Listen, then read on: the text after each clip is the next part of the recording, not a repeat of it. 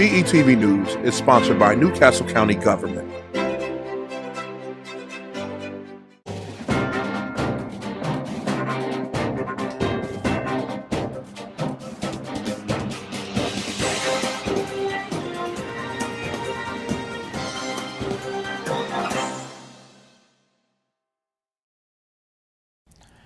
Good evening and thanks for joining us. I'm Matt Ford. Welcome to DETV News. Lauren has the night off. As the year begins to wind down, we're taking a look back at a few of the top stories of the year. We here at DETV have been so proud to bring Delaware's only televised newscast back to the first state, something that's been missing for over a decade. We begin tonight's show with a story about how the wife and young daughter of a fallen Delaware State Police corporal received a life-changing gift from a foundation that's changing the lives of heroes and their families across the country. I remember that he was funny. He always liked to play with me, and we would hang out all the time and things like that. I would describe him as like a big teddy bear. He was very tall, like 6'4", like a gentle giant, is what most people would say. He had a huge smile. When asked to describe Corporal Stephen Ballard, Louise Cummings and her 9-year-old daughter Abigail have very similar sentiments. A name recognized throughout the first state and beyond, 32-year-old Delaware State Police Corporal Stephen Ballard was gunned down in April of 2017 outside of Bear Wawa. News of his shooting death rocked the community. Now here at Troop 2 is where Corporal Ballard unfortunately ended his 8-year career with the Delaware State Police, a place where his wife and colleagues say he was deeply connected to the community.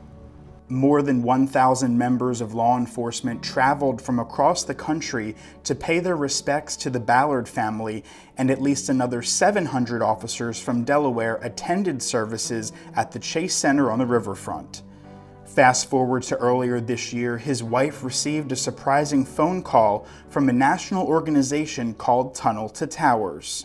And they said, we are going to take over your mortgage. And I remember I was in my driveway, I was actually in Stephen's truck, and I just started crying. 4 years later, to have an organization, learn about him and our family, about his story, and to want to just have this generous gift, to give our family. I just couldn't believe it. I was just so happy. It wasn't so much about me, it was more about my daughter, and just the security that she'll have with this house forever. John Huvane served 21 years with the NYPD before retiring as a detective and has been with the foundation since 2014. The holidays are very difficult for some of the survivors. They don't have their loved one with them to enjoy the holiday. So we try to bring a little bit of hope to them, and by letting them know that they never have to pay a mortgage payment again. Tunnel to Towers was founded to honor the sacrifice of FDNY firefighter Stephen Siller, who laid down his life to save others on September 11th. For 20 years, the foundation has supported our nation's first responders, veterans, and their families by providing these heroes and the families they leave behind with mortgage-free homes. Cummings tells us her late husband had a passion for giving back, something she herself is well known for in the community. I started a fund at the Delaware Community Foundation. So he died April, I started that December of 2017. And each year we do a big benefit. And so I started that because Stephen always gave back and he loved to help the community. And so I know with him physically not being here, I wanted to be able to create a legacy for him that would go on in perpetuity. So we help different nonprofit organizations. So each year we do a big benefit, we raise money, and then we give a grant to a different nonprofit throughout the state.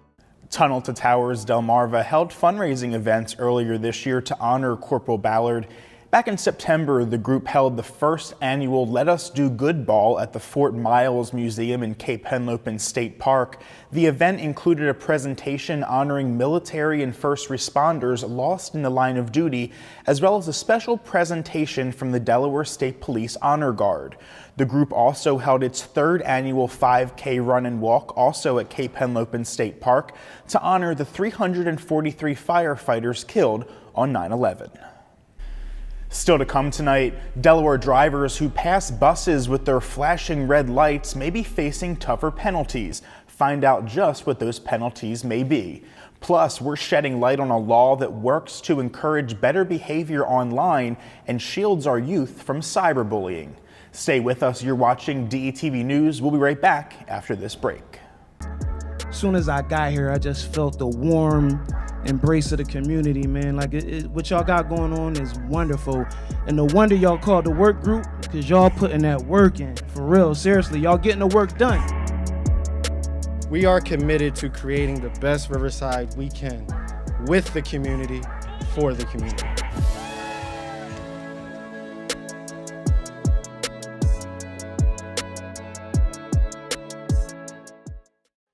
This message is brought to you by Newcastle County Government. Hi, I'm Dr. Neil Hochstein at ENT and Allergy of Delaware. We've been very fortunate to be protected from COVID-19 with the vaccines, but now we're hearing a lot about booster shots. If you're over 65 or have some immune compromise, booster shots are an effective way to strengthen your immune system again. It's the same vaccine that you received with your first or second dose, and it can extend and strengthen the protection that you've already received. Keep yourself and your friends and family safe. Thank you.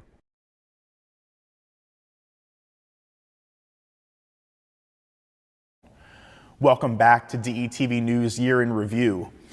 Parents and lawmakers are still hoping a bill aimed to get the attention of drivers will have them pay more attention to students getting on and off the school bus by hitting them where it hurts the most, their wallet. This dramatic video captured by cameras inside a red clay school bus in 2017 shows a high schooler, Laura, preparing to board.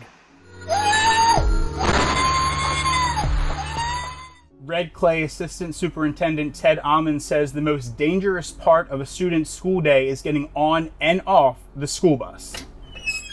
We have seen that the cameras are catching motorists doing this. We've been seeing, on average, 3 motorists a day just from our 40 cameras. We've been seeing three times a day that a motorist is going past a stop arm that's flashing. So we believe that once we start sending the citations and people start seeing the PSAs that we do and hearing about this bill, they will change their driving habits, and it'll keep our kids safer.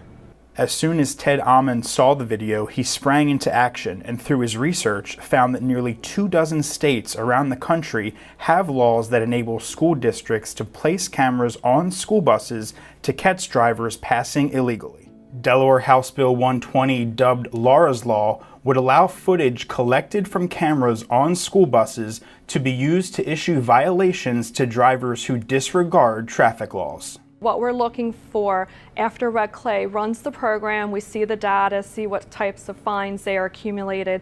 We're hoping that we'll show that to the General Assembly and we'll expand it to a statewide program. Any fines that are collected are used to buy cameras, maintenance, public service announcement to help get this program up and going. And it would also be there for charter schools and other school districts eventually. That's our end goal.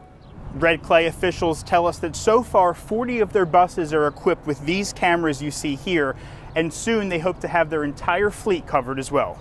If passed, the law would require buses with the cameras to have signs notifying drivers of the potential fines. The proposed fines would start at $100 for the first offense and increase to $500 for each additional offense. Well, it's something that needed to be done. It's something that we see on a daily basis, not just in this school district, but throughout the state. As people get more and more in a hurry to get to work, to get to where they want to go, they disregard the traffic safety measures that are in place, and we see it on a daily basis that the most paramount thing that we can do is protect our children's safety, especially when they're obviously going to school. You may ask yourself, isn't there already a fine for passing a stopped school bus? You are correct. You still can be pulled over by the police, but the problem is hundreds of motorists a day pass stopped school buses, and that's where officials hope that these school bus cameras can really help crack down on the problem. Officials tell us that DelDOT, the Delaware State Police, and the Department of Justice all support this bill. Districts would also be required to release public service announcements warning drivers that the cameras are in use. The ultimate goal of this bill, to hopefully make Laura's Act a statewide initiative. Matt Ford, DETV News. The Red Clay School District tells DETV they just successfully finished testing the violation process with their vendor and plan to go live with sending warnings as early as next week. The official violations with fines attached will not be going out until early 2022. As it stands right now, anyone convicted of passing a stopped school bus in Delaware can be fined as much as $230 for the first offense and as much as $575 for the second offense. The individual will also have their license suspended for between 1 and 12 months. Shifting gears now, the COVID-19 pandemic has led to an increase in kids and teens using digital devices not just for personal use, but for educational use as well. Earlier this year, we shed light on a new law that encourages better behavior online and shields kids from cyberbullying. Take a look. For many young people during the pandemic, the only contact they had with their peers was virtual. While there are benefits that can result from online interactions like connecting kids to those around the world, it doesn't eliminate the risks. When we were in school, just as the internet was starting to form, we weren't facing this type of world where the line between the school day and after school and the line between real life and the digital world was much clearer. But now the lines have been blurred.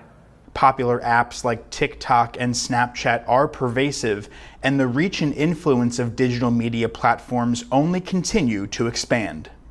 During the COVID-19 pandemic, students have been relying heavily on digital devices and online learning more than ever, highlighting the urgent need to teach students about cyber safety and digital citizenship. Digital citizenship on a basic level refers to the responsible use of technology by anyone who uses computers, the internet, and digital devices to engage with society on any level. New legislation proposed just last week by Senator Sarah McBride, Senate Bill 195, called the Digital Citizenship Education Act, sets guidelines for digital behavior and aims to combat cyberbullying. The rise of online bullying, the rise of misinformation, and the rise of fraudulent information on the internet really does present a clear and significant danger to our health, to our economy, to our democracy. So this legislation would help to ensure that young people are better prepared, one, to navigate circumstances where they might face cyberbullying, but also to understand more fully the impact, the dangerous impact that cyberbullying can have on young people. This act requires the Department of Education to develop and maintain evidence-based media literacy standards for use by school districts and charter schools serving students in grades kindergarten through 12. They're in the digital world so much that they have a lot of understanding of how to use equipment and where to go and what media to be a part of or what's in for them. But they don't always have the broader understanding of what it means to discern information, what it means to put something out there and know that when it's out there, it's out there. According to the bill, the standards and materials must be age appropriate and must address appropriate, responsible, and healthy behavior online. According to Light, an organization that tracks online harassment, there has been a 70% increase in cyberbullying over the past year. As a parent, you need to teach your children this kind of material as well. Like they need to understand what's safe and what's not safe, and how to learn to recognize, because you're not going to be with them all the time. They are going to have access to all kinds of things that you're not a part of. So it's important that you have those conversations before they get to a place where they're in a dangerous situation. And if you find your child is the victim of cyberbullying, the state has a wide array of resources available to victims, as well as laws to protect them. As for Senate Bill 195, Senator Sarah McBride tells us it's on its way to becoming law. Just ahead after this break, we're taking a deep dive into how the booming sounds and flashing lights of fireworks can be terrifying and overwhelming for veterans. And we'll have the latest for the upcoming week's weather forecast. Don't go away. You're watching DETV News. Auto accident, medical negligence, work injury. Contact Team Tice, your Delaware personal injury lawyers. Leroy Tice in Wilmington, Delaware, serving and supporting the people of Delaware. Call 302-489-2400. That's 302-489-2400. Online at teamtice.com.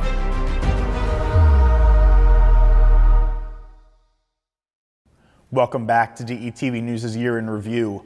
It's been a pretty mild past few days up and down the first state. Now the question is, will these fall-like temps stick around, or is Old Man Winter ready to make his return? Let's find out. Hey, it's Shakira with your DETV 3-day weekend weather forecast. Friday, we're looking at partly sunny skies with a high of about 49 degrees.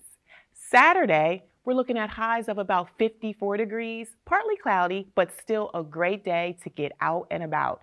Get those decorations up, do some Christmas shopping, spend some time outside, and don't forget to check out the Delaware Bluecoats on Saturday night. Sunday, we're wrapping up the weekend with partly cloudy skies with a high of about 50 degrees. Definitely some great weekend weather for the first weekend in December. Back to you, Matt. Thanks, Shakira. Turning now to our health report, stress is something that affects many people every day. Life is full of many hassles, difficulties, and inconveniences. Here's our health correspondent, Donnie Bougeli-Smith, to give us some tips on how to manage stress in our hectic, everyday lives. Well, we've heard it before, stress kills, but I never really believed it until I started looking more deeply into the evidence. And guess what? It does. See, when we get stressed, chemicals and hormones literally surge throughout our body. At a particularly stressful time, you can feel your heart rate increase, break out in a cold sweat. For many, they can get an instant headache or stomach pains. But here's the thing, stress should be temporary. Those symptoms I just described should decrease or go away once the stressful situation subsides. Unfortunately, a shocking amount of people live with daily and extreme stress. When surveyed, 80% of Americans reported they'd had at least one stress symptom in the past month. 20% reported being under extreme stress. That means those chemicals and hormones are surging through the body on a rapid fire basis every single day. And it's this level of chronic stress that can lead to many negative health outcomes. Chronic stress can lead to weight gain, high blood pressure, sleep problems, memory fogginess. And if that wasn't bad enough, it can also lead to osteoporosis, type 2 diabetes, and weaken your immune system such that you're vulnerable to a host of various infections. Look, I don't want to give out a bunch of scary facts without offering real-life suggestions. When I first started thinking about stress and its impact on health, my own health included, I turned to a close friend of mine that I'd watched go through a period of chronic stress and the tools she put in place to manage her life. Ingrid Austin is a newly single mother of 3 amazing children who found herself at a crossroads when she had to recreate her life after going through a divorce, moving her family to a new home, and transitioning back into the workforce after being a stay-at-home mom. I guess the very beginning was going through a divorce. That's just generally stressful. I have 3 kids, so, managing a divorce and children simultaneously was a lot for me. This was all consuming because everything changed. Before you would have stress, but you would be able to come home and let go of it. But this stress was at the root, was at the home. So there was really no escaping, and it affected really everything. I initially thought that meditation would be helpful, only because I had heard about it. I didn't know a lot about it. I did some online research and I learned about the Calm app.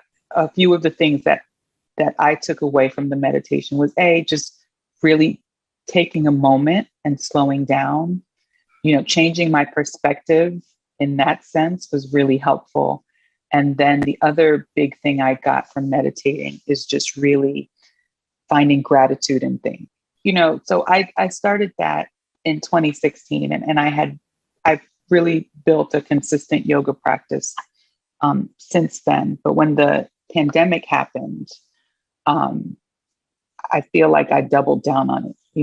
Things had gotten stressful again, like the stress level had gotten higher. And I really tuned into my meditation and yoga practice. I still meditate at least 10 minutes a day. Sometimes I'll do several sessions. I wake up, I usually do 10 minutes before I get out of bed. I'll try and do a yoga practice during lunchtime if I can. And then I'll try and do a meditation practice again before bed. So lately I've been getting closer to 20 minutes meditating. Having meditation in my toolbox, I also just meditate whenever I feel stressed, or if I have a moment and I just need to calm my mind down, I'll do it at any point, whenever I can get those 10 minutes. Ingrid is not alone. So many people have to develop coping mechanisms to get through periods of stress. Here are a few more suggestions to help you get through a tough time. 1, meditation. Ingrid shared how she incorporated 10 minutes a day into her routine, and there are a number of free guided programs and apps as well as YouTube if you would like to give it a try. 2, physical activity. For Ingrid, she discovered yoga as a way to ease some of her stress symptoms. And just recently on this very show, we were talking about the power of 30 minutes of walking. 3, journaling. Writing down our pain, but also the things we are grateful for, help to release stress and remind us that bad situations are temporary. 4, support. Find that one person you can talk to. Ingrid and I call our version of support safe sister spaces. And when we invoke that term, we know that we can share the hardest parts of our lives with no judgment and total privacy. 5, therapy. You and your friends, even the ones you feel safe with, are not experts in healing from trauma, grief, or stress. If you have access, get therapy. The one reality is that no one is spared from stress. It happens to all of us. But you can armor yourself to recognize what you're going through, manage your symptoms, and use tools and resources to help you develop the coping mechanisms to get through stressful times. It can literally save your life. Still ahead tonight, we've talked about the dangerous effects stress can have on your health. When we return, we're focusing on PTSD, and we meet a veteran whose message is vital to so many. Stay with us. We'll be right back after these messages. This message is brought to you by Newcastle County Government. Many wonder, what is a variant? A variant is a mutation or a change in the genetic sequence of the virus. Some of our methods of treating COVID-19 become ineffective. If we were to simply get vaccinated, we could decrease the spread and the likelihood that a mutation would form in the first place. Let's get vaccinated. Welcome back to DETV News. As we get closer to the new year, we are reminded that the holidays are often a time of celebration. However, when it includes such things as fireworks, it may not be a welcome celebration for everyone. People who struggle with anxiety or are suffering from post-traumatic stress disorder can have a difficult time getting through these certain experiences. In particular, military veterans, especially those who have served in active duty combat, can be extremely triggered by firework displays. For them, the loud sounds and smoke can make them feel like they're literally back in a war zone. Here again is Donnie Bougely Smith, who spoke with United States Army vet Dan Crymans about his experience living and healing from PTSD. My name is Daniel Crymans. I was in the U.S. Army from 2002 until 2011. Most of that was with 3rd Infantry Division, 3rd Brigade, 3rd ID out of Fort Benning. And I was in Iraq 2005 and 2007, 2008. Growing up, I've never had an issue with fireworks. It was not a problem. I have been home for coming up on 10 years now. So my first 4th of July back, I had a full dissociative episode.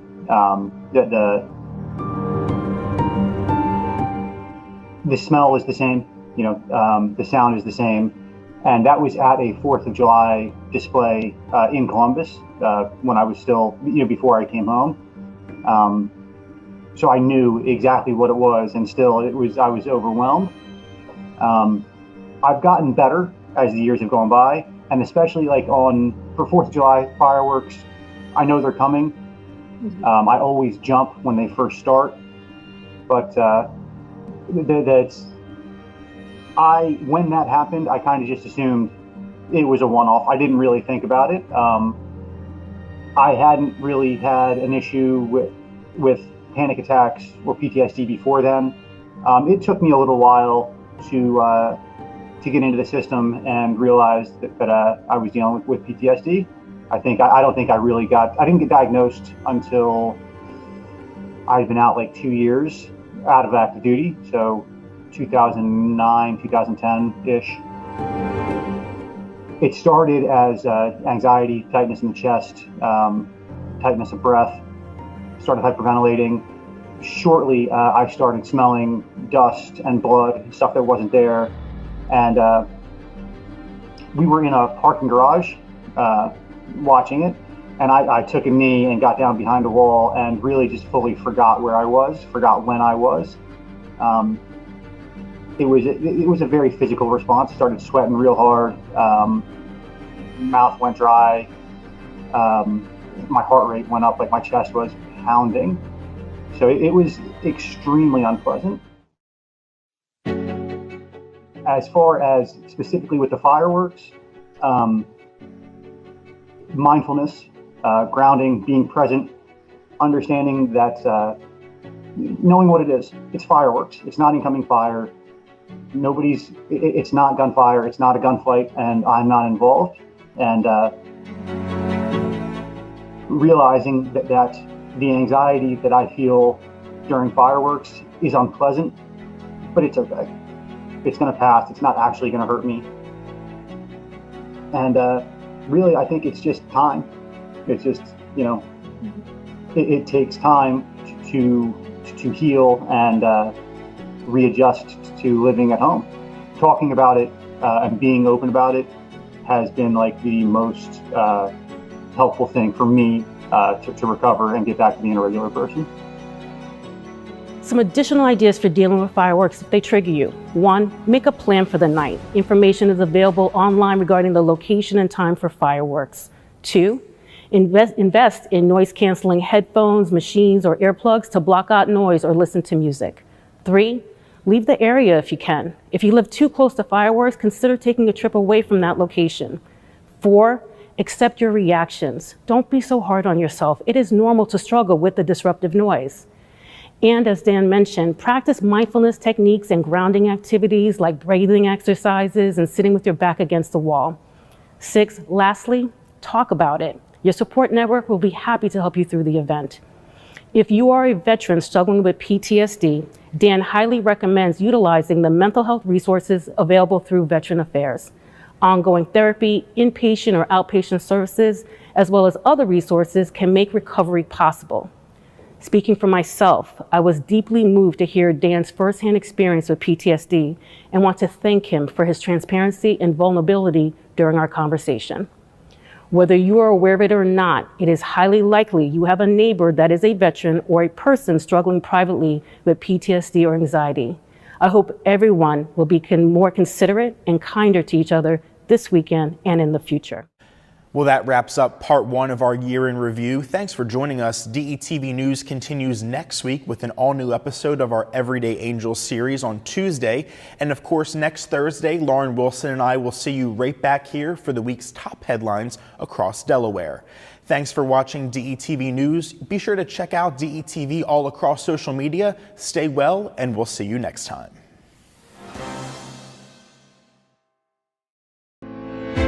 DETV News is sponsored by Newcastle County Government.